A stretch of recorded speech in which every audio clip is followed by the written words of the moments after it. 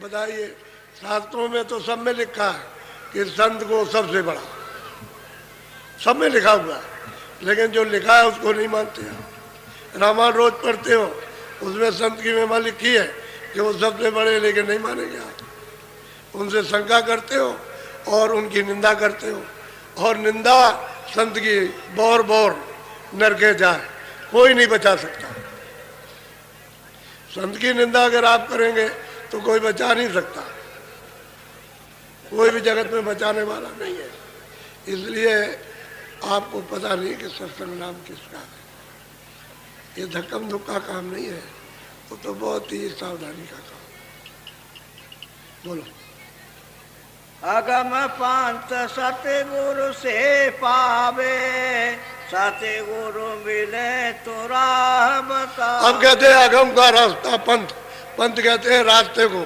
अगर सतगुरु मिलेगा तो अगम का रास्ता मिलेगा, अगम का पंथ मिलेगा, और सतगुरु नहीं मिलेगा तो नहीं मिलता। अब वो ये कहने लगे, कहाँ बेचारे क्या कर रहे थे, वो तो चेले चपाटों का तो मामला गया।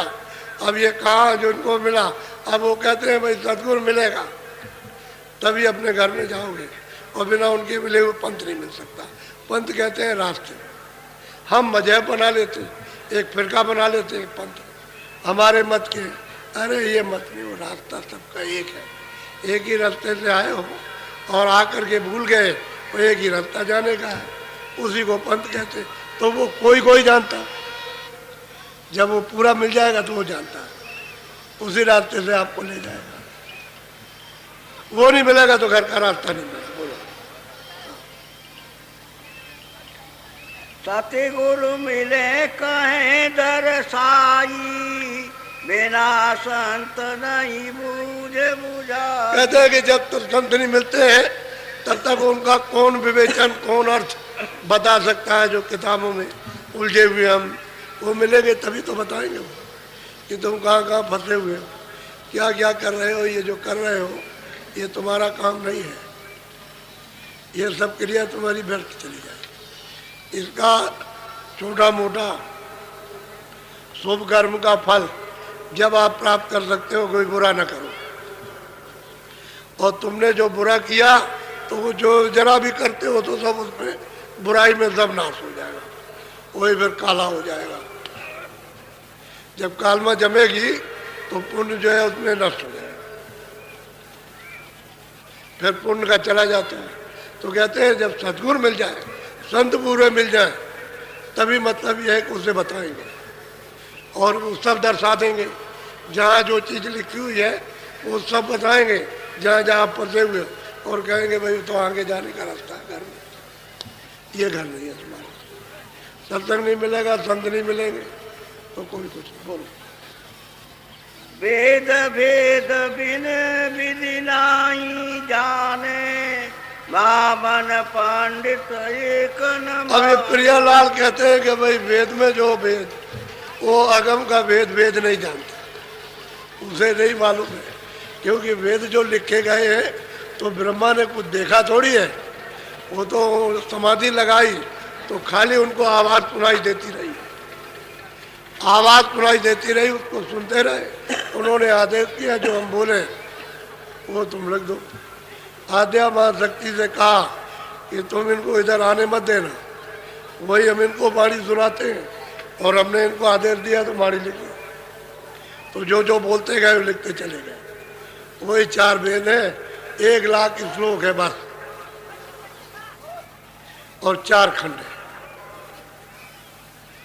80,000 उपासना, 16,000, 80,000 कर्मकांड, 16,000 उपासना कांड और 4,000 ज्ञान कांड। 1 लाख श्लोक है कुल। वो उन्होंने ब्रह्मा ने तो देखा नहीं, यानी उन्होंने तो निरंजन भगवान को भी नहीं देखा, उनकी आवाज़ को सुना। तो जो बाणी आई उसको लिख दिया, लेकिन उसमें ये लिखा हुआ कि हमको ऊपर की आवाज़ सुनाई दी, इसके अतिरिक्त, इसके अलावा। तो उन्होंने कहा नहीं, ना ये थी ना और अभी इतना ख़त्म नहीं है, और कुछ है, लेकिन हमने उसको देखा नहीं है। लेकिन हमको ये आवाज़ हुआ कि ऊपर से कोई आवाज़ आ रही है, और कुछ है। ये तो उसमें लिखा हुआ है। और बाकी कहते हैं वो भी नहीं जानता अपने घर का भी। अरे भाई ये भी तो वहीं से आए, उस घर से ये भी तो आए जो बैठे हुए जिन्होंने वेद वाणी उच्चारण की, ब्रह्मा से लिखवाया, ये भी तो वहीं घर से आए जहाँ से आप आए, वहाँ से वो भी आए। ऐसा नहीं क्यों नहीं आए? असल में बात यह है कि उनको तो देश निकाला कर दिया। तुम जाओ तपस्या करो और तपस्या से फल प्राप्त करो, तो उनको भी फल दे दिया। जब तपस्या कर ली, खुश हो गए, तो ये सब मसाला उन्होंने मांगा कि राजपाट हमको दे दीजिए कुछ, तो उन्होंने थोड़ा सा दे दिया बूंद भर, तो सुरतों को जरा सा दे दिया, थोड़ा सा भंडार दे दिया उनका जाओ तो साथ गंदगी उतार की।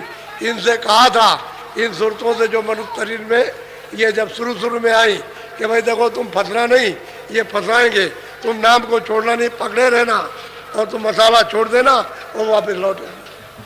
तो बस वो मत आए, मसाले के साथ मसाला तो छोड़ा, लेकिन ये बैठे रह गए, फिर मसाले में बैठ गए। अब ये मसाला ही है, ये जड़ मसाला ही है, ये लिंग मसाला, सूक्ष्म मसाला, कारण मसाला इसमें फंस गया। मसाला कहते हैं देही, पर्दा। अब ये पर्दा है, खोल है, भाई इसमें फंस गए। फिर सोचते हैं नाम को छोड़ चुकी, बस भूल गई रास्ता। अब ये नहीं मालूम कि ये डोरी किधर से कहाँ है, कैसे मिलेगी और कैसे हम आए, उसको भूल गए। तो जब तक राह जानने वाला नहीं मिलेगा तो डोरी कैसे पकड़ाएगा, और बिना डोरी पहले आप चढ़ोगे नहीं।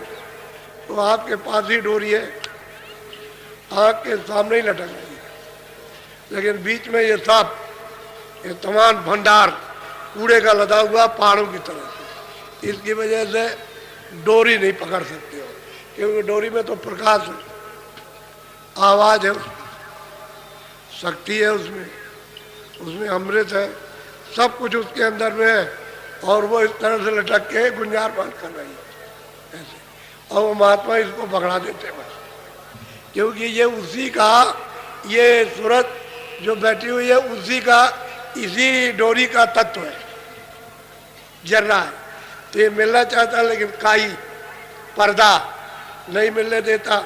अब महापुरुष उसको साफ करते तो ये सटाक से चुम्बक की तरह खींच लेते, ऐसे पकड़ लेते, फिर जरूरत को नहीं छोड़ती। यही आदेश दे के भेजा था इसको छोड़ देना, तो आपने छोड़ दिया, क्योंकि सब सुख मिल गए ना आपको, सब अब आराम मिल गए, तो उसी में आप भूल गए, धीरे धीरे इसमें फंस गए। ये बात, फिर उसने विधान बना दिया, विधान बनाया कि देखो हमारे देश में ये पाप ये पुण्य, और तुमको हमने आज़ादी दे दी, तुम जैसा चाहो ऐसा करो, लेकिन जो करो सो अपना अपना भोगो। उसके लिए हमने जेल खाने बनाए, इसमें से निकाले हम उसमें बंद कर देंगे, और वहाँ अग्नि वसूल करेंगे, सजा देंगे। जब कोई नहीं दे सकता तो जेल ही तो होती है कि भाई इसके ऊपर में इतना कर्जा हो गया, नहीं दे सकता तो 5 साल, 10 साल, 2 साल, 4 साल सजा दी, चलो उसका भुगतान हो जाएगा। और क्या होता है, वो सजा ही है। अरे खानों में बंद कर दिया, सजा ही है, अब भोगो, अब रो, जब वो वसूल हो जाएगा तो ये चले जाएगा, फिर इसमें बैठाएंगे और फिर पाप पुण्य करोगे, फिर वापस कर देंगे, फिर तुमको सजा देंगे और कहेंगे कि तुमको अभी सजा दी थी और तुम फिर तुमने आकर के फिर ये किया, चलो जरा कड़ा दंड देते, तो फिर कड़ा दंड देते। ये है, बोलो। स्वामी दया भाव कर दीजे, दास जान प्रभु कृपा। यही प्रियलाल अब कहते हैं कि स्वामी कृपा कर दीजिए और आप अपना दास समझिए। गोस्वामी जी कहते हैं गोस्वामी जी से कि आप अपना दास समझिए और आप इस पर कृपा कीजिए और जीवों पर भी दया कर दीजिए। जीवों पर भी दया हो जाए तो अच्छा है, और बिना सत्संग के और बिना आपके कोई पा नहीं सकता। अब ये कृपा दया हो गई, सत्संग मिल गया, उनकी दया हो गई, तो कहते हैं हम तो अपना समझते हैं, हम तो आपके सेवक दास हैं, अपना समझिए ना, आप हो चुका है, अब वो किसी का होने वाला नहीं। और तन और मन और धन ये सब इन्होंने लुटा दिया, क्योंकि इनके पास तो तन धन यानी सब कुछ था। मन तो है ही, धन भी, तन भी है, लेकिन ये धन इनके पास बहुत था, सब तरह के संबंध है।